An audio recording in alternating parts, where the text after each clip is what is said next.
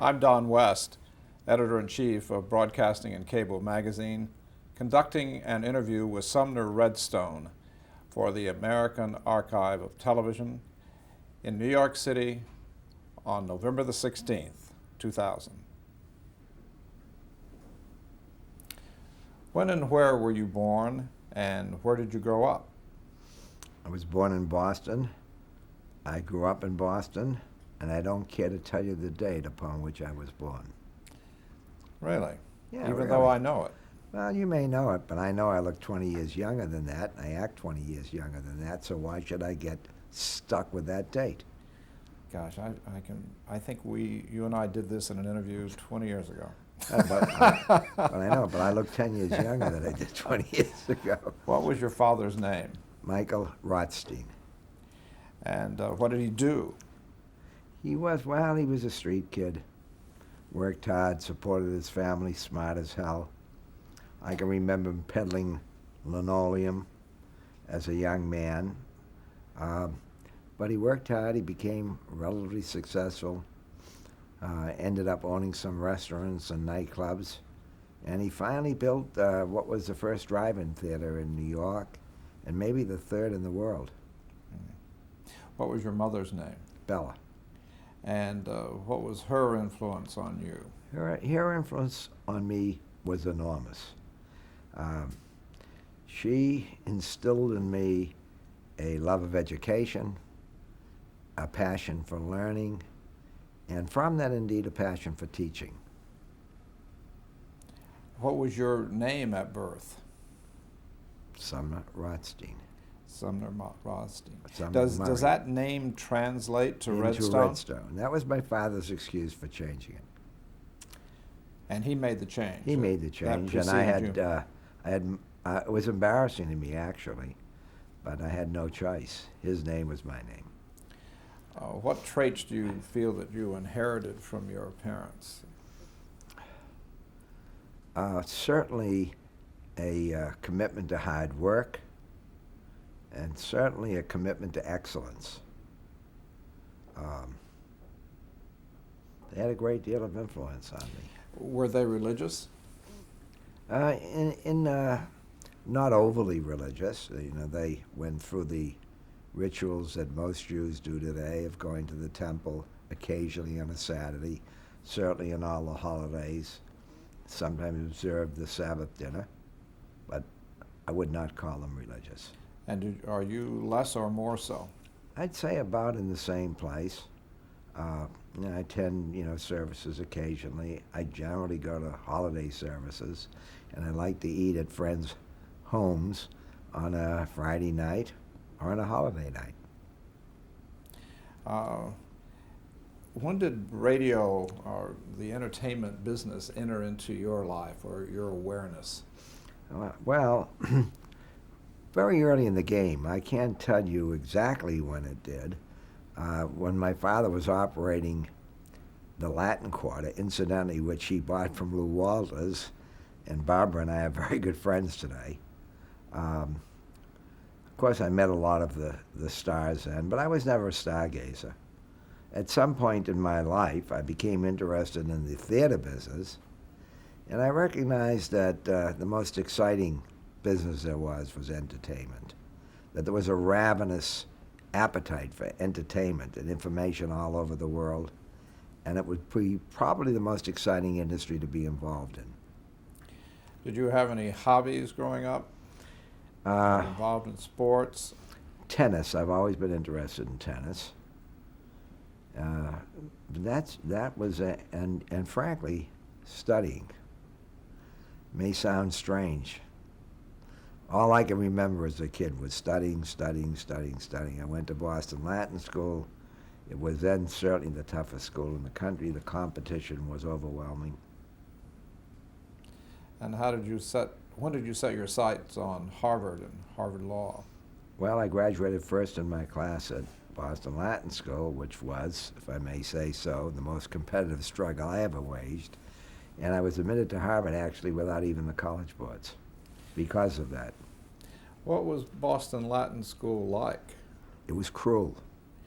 The work was so hard that I would also consider it cruel. However, I learned a lot there. Was it a Jesuit school?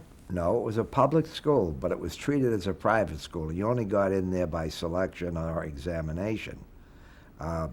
It was the only public school I think that existed that was run like a private school. But I learned a lot there.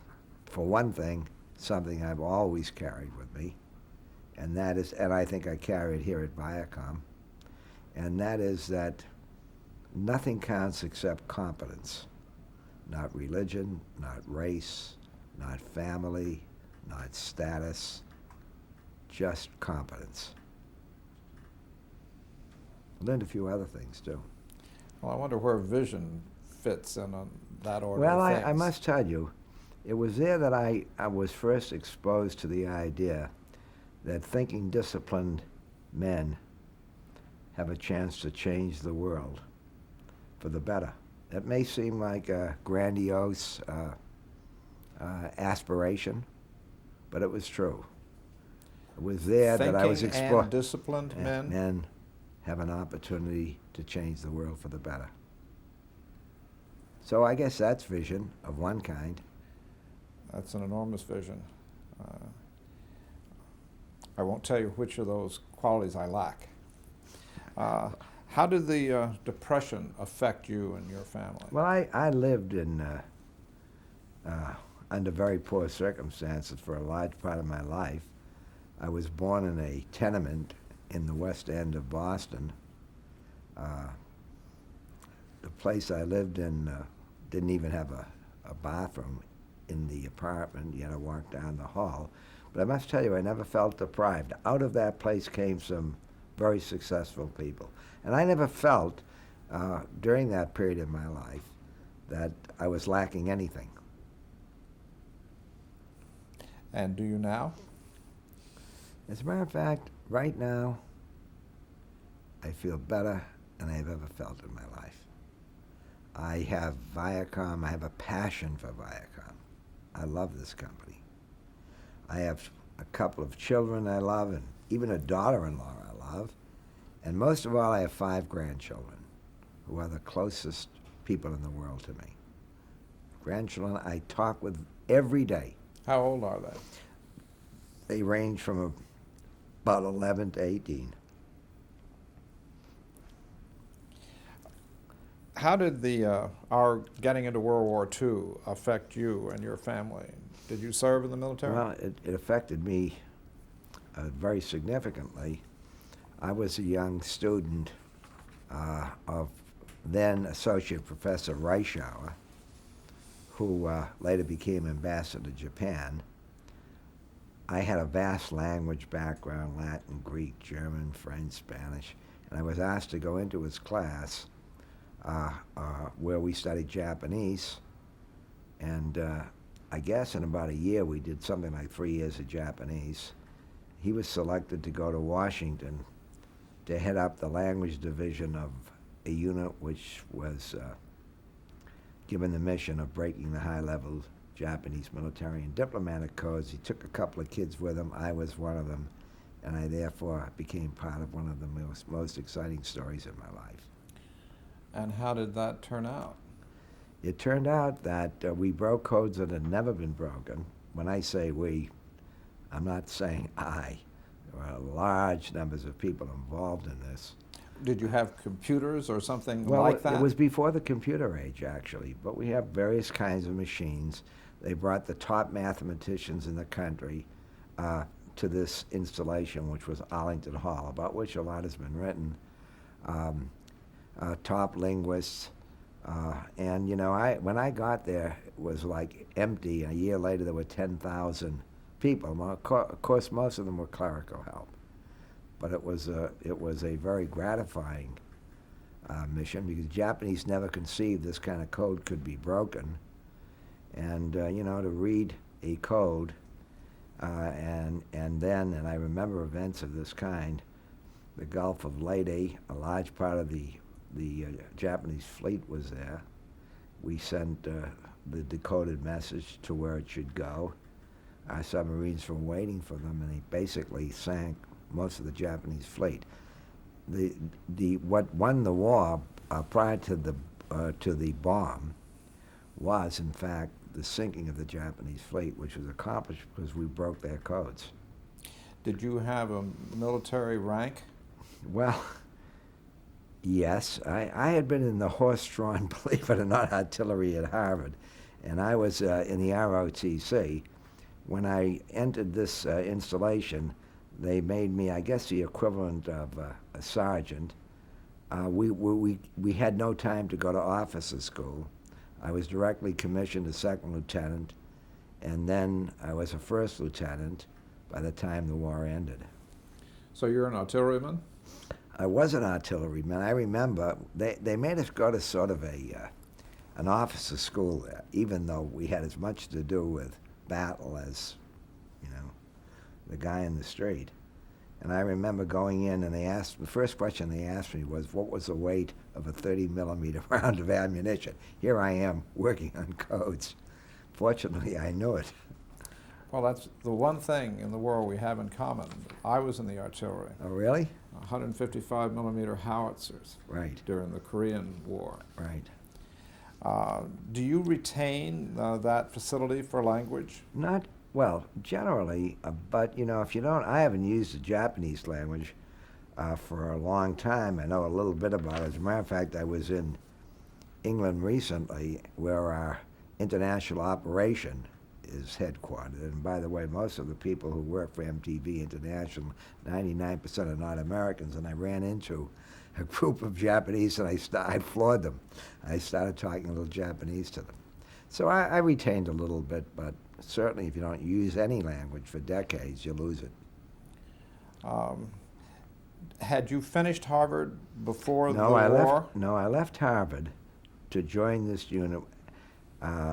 Well, I was there just actually in residence only about 2.5 years.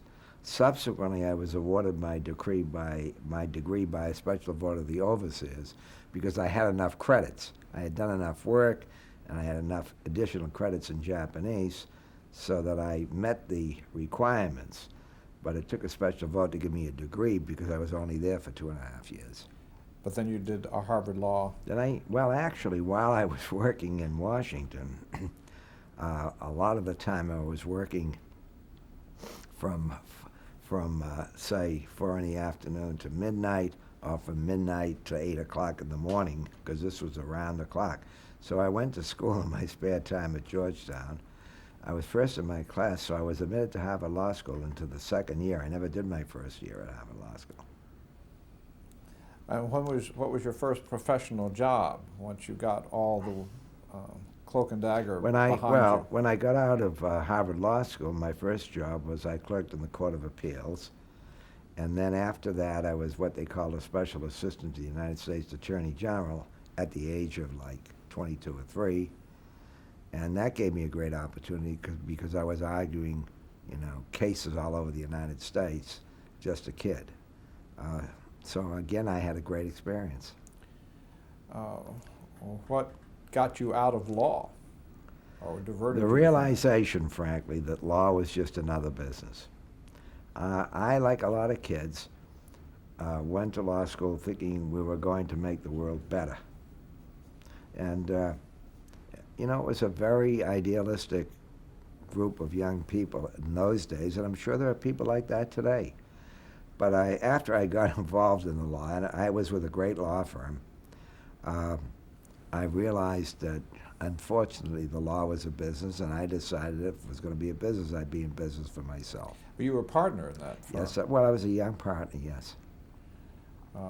It's a big step to give up. It was. I was making, for a kid, I was probably making about $100,000 a year, which is like a lot of money by today's standards. I don't know what that would be. And I went to work for my father's company for about $5,000 a year. What was your father's company at that time? My father's company was called Northeast, actually Drive-In Theater, because all we had was drive-in theaters in those days. And we had just a few drive-in theaters. And I basically took over the operation at his request. Did you and your father stay in partnership for?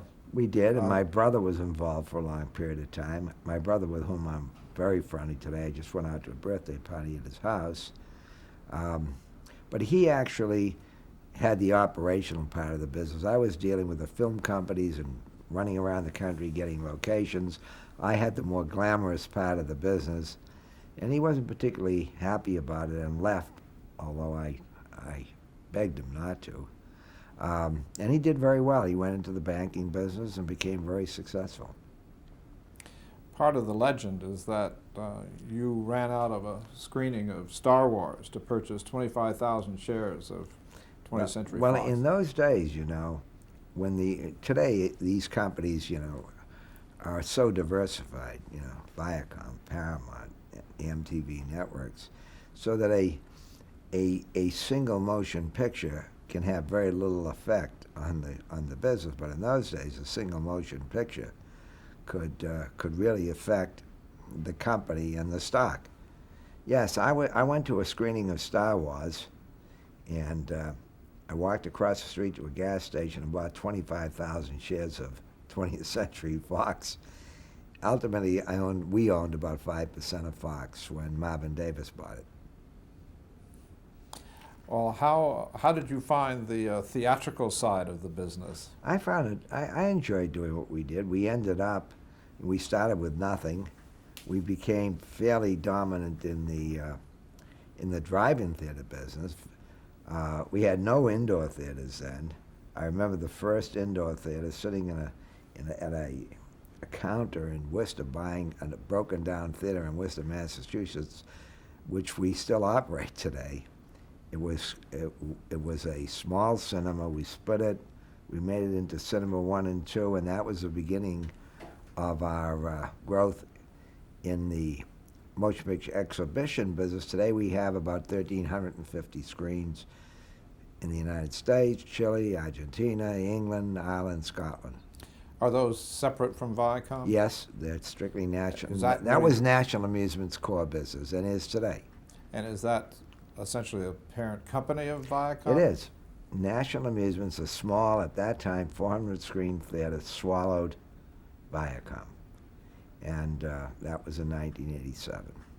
Is that like Cap Cities swallowing ABC? I wouldn't say so, because Cap Cities was, a pretty big company at the time, and we were hardly a big company. What were some of your accomplishments in the theatrical distribution business? What innovations did you bring? When you say theatrical distribution, and you mean exhibition? Exhibition, sorry. Well, of course, the major accomplishment related to multiplexes. People don't realize it, but National Amusements owns the name multiplex.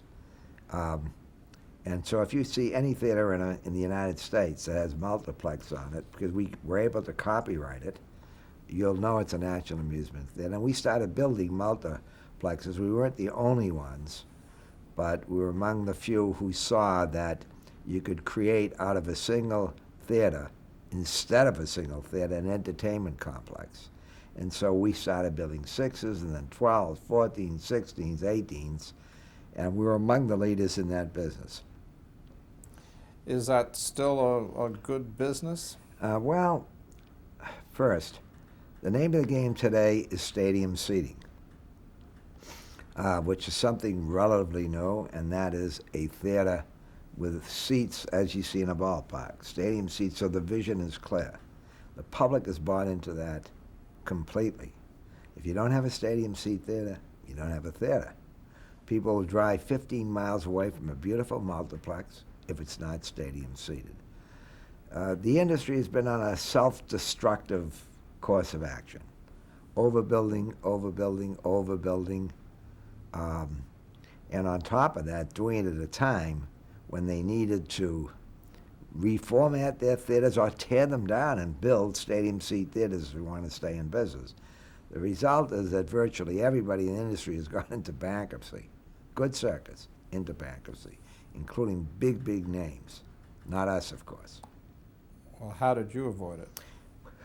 Well, if I may say, there have been several stories written in Hollywood Reporter, Wall Street Journal, USA Today, pointing out that there were only two well-run theater circuits in the United States, one is National Amusements, and one is the old Saiufi circuit on the West Coast. I think it's called Century now.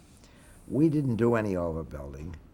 Our locations were so good. For example, in New York, you find us on the interchanges of the Long Island Expressway and in Westchester County, so we're less vulnerable because of the locations we have to overbuilding than others are.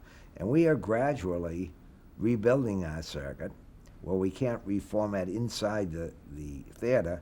We actually tear down successful theaters and build stadium seat theaters. If I can interject to take you away a bit to a personal question. In 1979, you were caught in a hotel fire. Yes. Can you tell us about that incident and how it left you? Well, it wasn't very pleasant. Yeah, I was in a hotel. There was a party for the branch manager of Warner Brothers at the time, and I was going out of town the next day, so I decided to stay over at the hotel. And in those days, you know, you didn't learn anything about how to handle yourself in a fire. You went to fire drills, which did nothing. Today, we know what to do in a fire. I saw smoke coming out under the door. I made the cardinal mistake, opened the door. The branch manager, who was in the next room, went further in making a mistake. He walked in the corridor, and he died. And I was able to get to first one window, which wouldn't open. The hotel was grossly negligent. Finally got to another window and hung out the window with this right arm in the fire after my legs were burnt right to the arteries. What hotel was that? The Copley Plaza in Boston. Really? A good, presumably major Well, hotel? good. Not if you read their own insurance company's reports. Actually, the fire was set by a dissident employee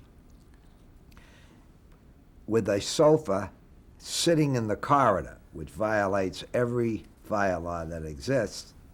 And, I was in the hospital for about 4 months. I had 60 hours of surgery. It was pretty bad.